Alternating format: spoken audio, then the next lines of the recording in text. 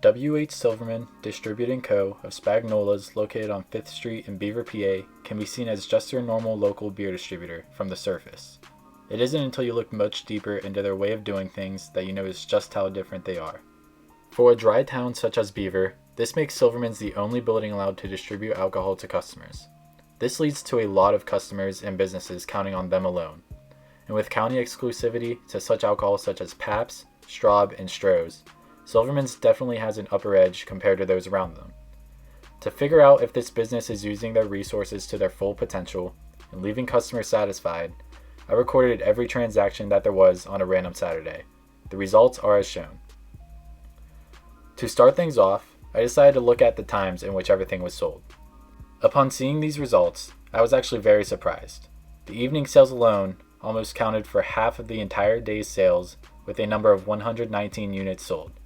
The afternoon, respectively, had 93 units sold, while the morning only saw 47 sales. Looking at this, I believe it would be much more useful to maybe have 2 people on the job once it reaches evening time, as there is only 1 person working there at a time as of now. And for the mornings and afternoons, maybe decrease the number of workers from 2 to 1. Another reason why I feel it would be very useful to have more people on the job come nighttime is due to the drive-thru that Silverman's offers. Usually at other distributors, a customer will come in and buy their 12 to 30 pack at the most and leave. But due to this distributor having a drive-thru in which the customer does not actually have to carry the case themselves, there can be orders that sometimes include 4 to even 10 cases. The next thing that I decided to look at was the comparisons of sales from cans to bottles. And yeah, the cans outsold the bottles by a lot. This is funny to say, seeing how whenever you go into the back of the warehouse where everything is stored, I'd say about 80% of the cases back there are all bottles. But when it comes to deliveries such as Giant Eagle, Get-Go, Shop and Save, Bowser's, and Shogun, they typically always get bottles. But even if you were to include that, there is still a hefty ton left back there. When I told the owner Joe about this, he even said himself that the cases of bottles are always left back there, and they end up having to throw away pallets of expired beer because of it. I recommended that he starts keeping track of the average cases that go expired, and adjusts his ordering measurements from there. The reason why cans outsold bottles by that huge margin, I believe, is due to one big thing that can easily be recognized when looking at all the brands that were sold. Here you can see all the top selling brands. As you see, the Miller brand is the top selling, but right behind them are both White Claw and Truly. Something that you may recognize about them is that not only are they one of the most top selling brands, but they are also only sold in cans.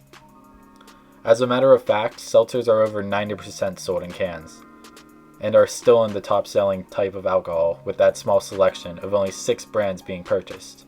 What I noticed with this is that many people in their 20s have taken over a large portion of the sales recently, and have mainly focused towards buying hard seltzer. When I told Joe about this, I recommended that he starts getting more brands and flavors, as that seems to be what the customers want. He told me that he honestly had no idea that the seltzers was their top seller, and I don't blame him for not knowing that, as he leaves the store every day around 3 p.m. in the afternoon. But as we can see here, the seltzer's largest selling point comes in the evening, and it is not even close. Other things I seemed to notice was how much Miller Lite is sold in this area.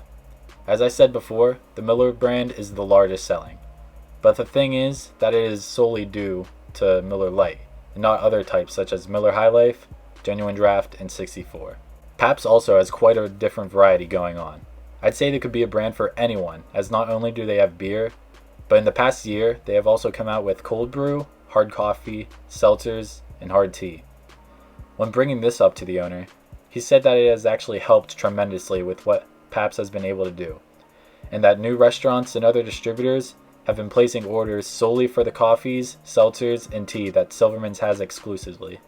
Looking at all of this, and with my group's given feedback actually being put to use, we see that Silverman's keeping great business going on, and now keeping up with the modern times.